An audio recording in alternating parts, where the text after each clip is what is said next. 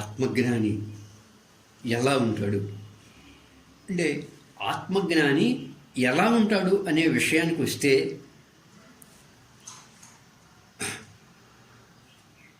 విషయాలని ద్వేషించేవాడు, లేకపోతే విషయాలపై రాగంతో ఉన్నవాడు.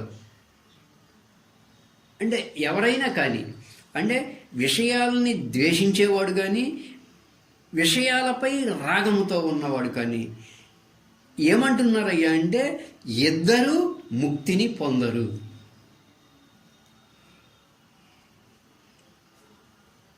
అంటే దీని అర్థం ఏంటి?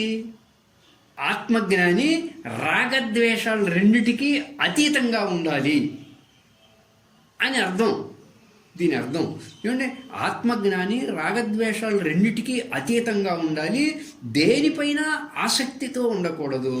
దేనిపైన ఆసక్తి లేకపోతే అతను నిత్యం ఒక సమస్థితిలో ఉంటాడు.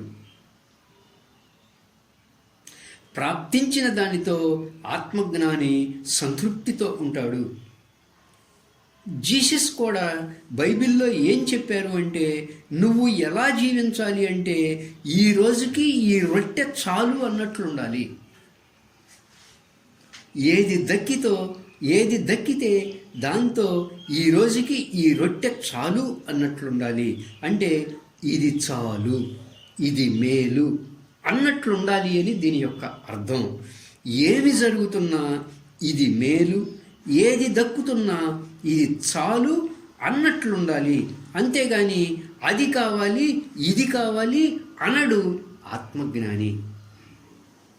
ఏం జరుగుతున్నా ఇది మేలు కాదు, ఏం దక్కుతున్నా ఇది చాలదు అన్నట్లుంటే అతడు ఆత్మజ్ఞాని కాదు. ఏమండి, ఏ విషయాలు ఆయనకు ఉండవు.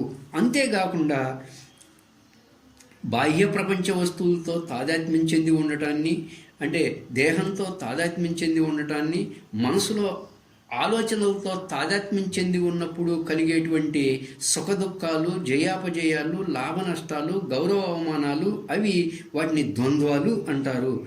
అంటే ఆత్మజ్ఞాని అటువంటి ద్వంద్వాలకు అతీతంగా ఉన్న స్థితిలో ఉండాలి అని, అంటే అంతరంగం ఒక శూన్య స్థితిలో ఉండాలి ఆత్మజ్ఞానికి అని చెప్తున్నారు. అలా ద్వంద్వాలకి అతీతంగా ఉన్న స్థితిలో, అంతరంగం ఒక శూన్య స్థితిలో అలా ఉంటాడు ఆత్మజ్ఞాని. ఒక శూన్య చిత్తంతో ఈ ద్వంద్వాలకి అతీతంగా ఉండాలి. అలా ఉంటే ఒక కైవల్యాన్ని పొందిన స్థితిలో ఉంటాము అని ఈ సందర్భంగా చెప్తున్నారు. అలాగే ఆత్మజ్ఞానికి దేని మీద మమకారం ఉండదు. అలాగే ఆత్మజ్ఞానికి దేని మీద అహంకారం ఉండదు. ఎందుకయ్యా అంటే, ఈ అహంకార మమకారములే ఆత్మజ్ఞానికి ఉండాల్సిన ముఖ్యమైనటువంటి రెండు భూషణాలు. ఏమండి, ఈ రెండు ఉండకూడదు. ఈ రెండు ఉంటే అసలు ఆత్మజ్ఞానే కాదు. ఏమండి, అంతరంగములో దేనిపైన, అంటే తన స్వస్థితిలో దేనిపైన, తన సాక్షి స్వరూప స్థితిలో దేనిపైన ఆశలు, కోరికలు లేని స్థితిని పొంది ఉంటే, నువ్వు ఏ కర్మలు చేసినా ఆ కర్మలు నిన్నేమి అంటుకోవు. అవి నువ్వు చేసినట్లు కాదు. ఇలా ఉంటాడు ఆత్మజ్ఞాని. ఇలా లేనివాడు ఆత్మజ్ఞాని కాజాలడు.